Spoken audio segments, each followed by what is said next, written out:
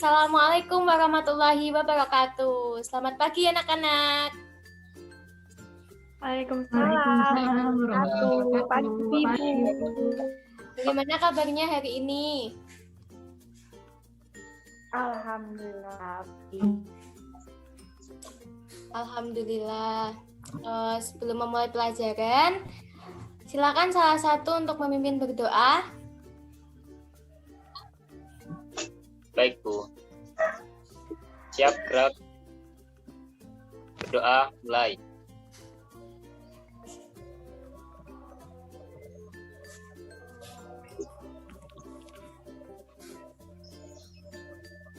Berdoa selesai.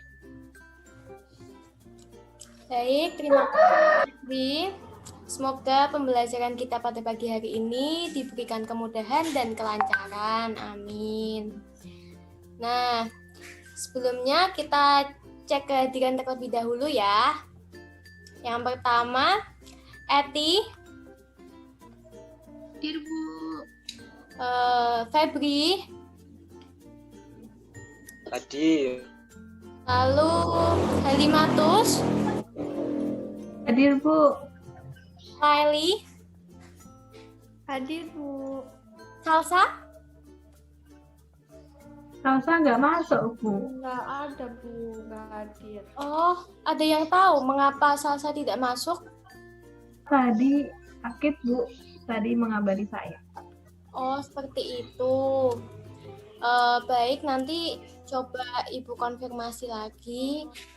Kita doakan Mbak Salsa semoga lekas sembuh dan bisa bergabung kembali bersama kita. Sudah siap belajar ya hari ini ya?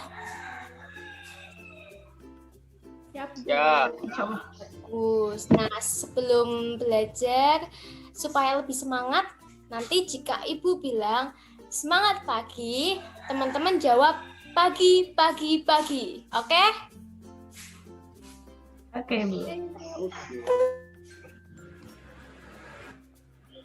Oke. Semangat pagi. Pagi. Pagi. Semangat pagi. Pagi. Oke, tepuk tangan untuk kita semua.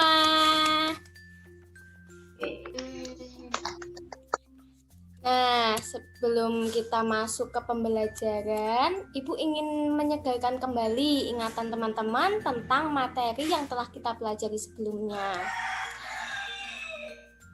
Berdasarkan elastisitasnya, ada berapa macam jenis benda?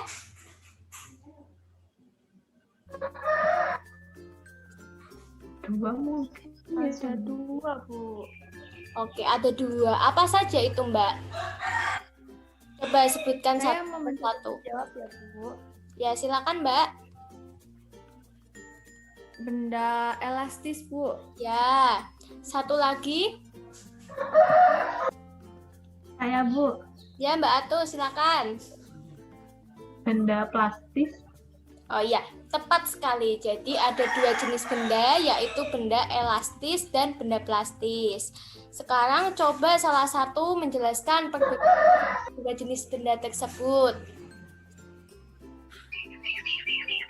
Halo, Bu.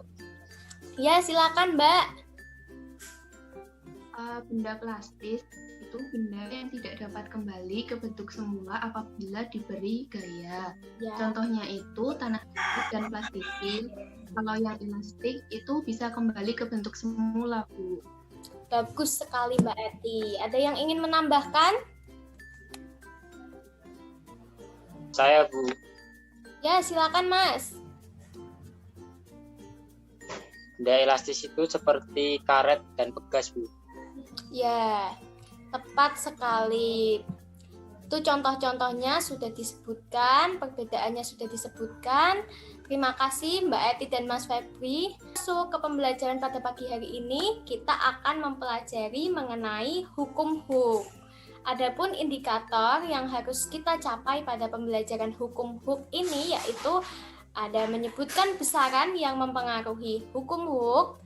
Yang kedua, menjelaskan hubungan antara gaya dengan pertambahan panjang. Yang ketiga, menyimpulkan bunyi hukum hook. Yang keempat, merumuskan persamaan matematis hukum hook. Dan yang terakhir, mengaplikasikan konsep hukum hook dalam suatu permasalahan. Nah, masuk ke pembelajaran hukum hook. Sebelumnya, Ibu punya sebuah pulpen mekanik. Ada yang tahu bagaimana cara kerja dari pulpen ini? Izin menjawab, Bu. Iya, silakan, Mas. Pulpen mekanik bekerja menggunakan bantuan pegas yang bisa memanjang dan memendek, Bu. Ya, betul sekali. Terima kasih, Mas Febri. Jadi, di dalam pulpen mekanik ini ada suatu pegas yang bisa memanjang dan memendek. Ada yang tahu bagaimana pegas tersebut dapat memanjang dan memendek?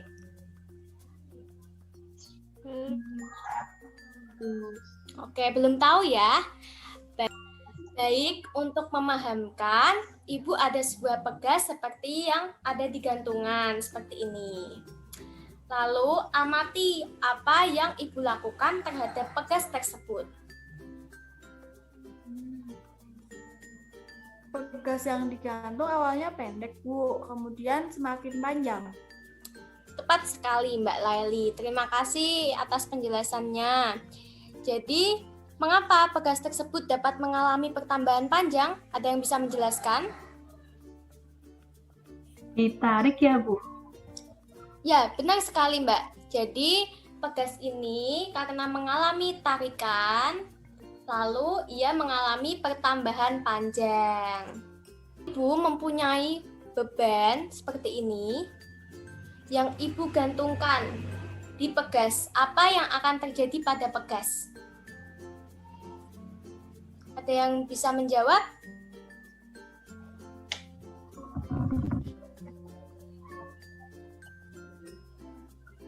Saya, Bu. Ya, Mbak Atus, silakan.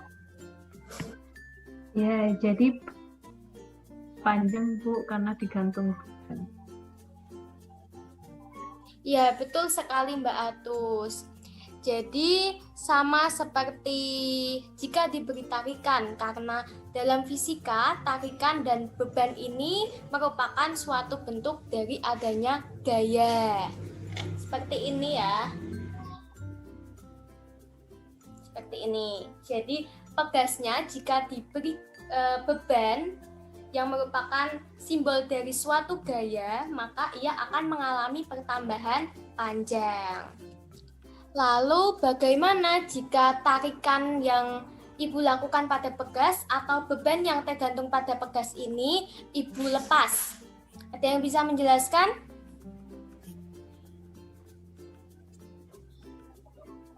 Mungkin pegas akan kembali memendek ya, Bu? Ya, betul sekali. Kita coba ya. Sini masih ada beban, Ibu ambil. Nah, dia akan kembali memendek. Seperti itu. Karena pegas merupakan benda elastis, jadi jika gaya dihilangkan, maka akan kembali ke bentuk semula. Apakah ada yang bisa menjelaskan berapa besarnya gaya yang mengembalikan panjang pegas tersebut?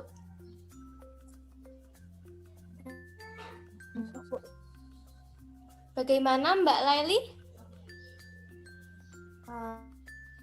Sepertinya besar gayanya itu sama besar dengan gaya yang sebelumnya bekerja pada bekas tersebut, Bu. Nah, 100 untuk Mbak Laili. Jadi, gaya yang menyebabkan pegas dapat kembali ke bentuk semula itu sama dengan gaya yang menyebabkan pegas bertambah panjang. Gaya itu disebut dengan gaya pemulih karena memulihkan dari keadaan yang diberi gaya kembali pulih ke keadaan semula. Apakah antara pegas satu dengan pegas yang lain memiliki pertambahan panjang yang sama? Iya, Bu, sama. Ada pendapat yang lain? Atau Berbeda, Bu. Oh, baik. Mbak Atus, berbeda ya, Mbak. Tepat Ya. sekali jawab Mbak Iya. Agus. Jadi seperti ini. Pegas itu antara pegas satu dengan pegas yang lain memiliki karakteristik yang berbeda. Yang masing-masing itu dinyatakan sebagai konstanta pegas. Nah, konstanta pegas ini adalah perbandingan antara gaya yang menyebabkan benda mengalami pertambahan panjang atau gaya yang bekerja pada pegas dengan pertambahan panjangnya itu sendiri. Di sini hukum Hooke inilah yang membahas mengenai hubungan dari ketiganya. Seperti itu, ada yang ingin ditanyakan terlebih dahulu dari teman-teman? Belum, Bu. Belum. Oke, jika belum, kita simpulkan pembelajaran kita hari ini bersama-sama. Coba salah satu bisa menyampaikan. Izin menyampaikan, Bu. Ya, Mbak. Jadi, hukum Hooke adalah hukum yang membahas mengenai hubungan besaran-besaran pada hukum Hooke, yaitu gaya yang bekerja pada benda, pertambahan panjang pegas, dan konstanta pegas. Baik, terima kasih Mbak Leli. Ada yang ingin menambahkan dari teman-teman? Izin menambahkan, Bu. Ya, silakan Mbak Eti. Pegas akan mengalami pertambahan panjang karena ada gaya yang bekerja pada pegas. Sedangkan pegas satu dengan pegas yang lain memiliki karakteristik yang berbeda sesuai dengan besarnya konstanta pegas, yaitu perbandingan gaya dengan pertambahan panjangnya. Ya, kesimpulan yang sangat lengkap dan saling melengkapi antara Mbak Eti dan Mbak Leli. Jadi, Ibu ulangi bahwa hukum Hooke inilah hukum yang membahas mengenai gaya yang bekerja pada benda elastis. Nah, besaran yang saling mempengaruhi dalam hukum Hooke ini ada 3, yaitu gaya yang biasa kita simbolkan dengan F, lalu pertambahan panjang atau delta X, dan juga konstanta pegas atau K. Nah, perbandingan gaya dengan pertambahan panjang inilah yang disebut dengan konstanta pegas. Sudah paham semuanya, teman-teman? Sudah, Bu. Alhamdulillah. Sekarang sebelum kita mengakhiri pertemuan kita pada pagi hari ini, coba kerjakan evaluasi yang Ibu kirimkan pada kolom chat Zoom ya, dalam waktu 10 menit. Sebelumnya ini Mas Febri live ya? Iya, Bu. Mungkin sinyalnya lagi buruk, Bu. Oh iya, benar. Terima kasih Mbak. Nanti coba disampaikan ke Mas Febri ya, terkait kesimpulan dan juga evaluasi bisa dikerjakan nanti. Silakan mengerjakan terlebih dahulu. Sudah selesai semuanya? Sudah, Bu. Alhamdulillah. Baik, jika semuanya sudah paham dan sudah selesai mengerjakan evaluasi, mungkin kita cukupkan pembelajaran kita pada pagi hari ini. Kita sambung materi hukum Hooke ini pada pertemuan selanjutnya. Semoga apa yang kita pelajari dapat bermanfaat dan dapat diterapkan di kehidupan kita. Terima kasih atas perhatiannya. Wassalamualaikum warahmatullahi wabarakatuh. Waalaikumsalam warahmatullahi wabarakatuh. Terima kasih, Bu. Terima kasih, Bu.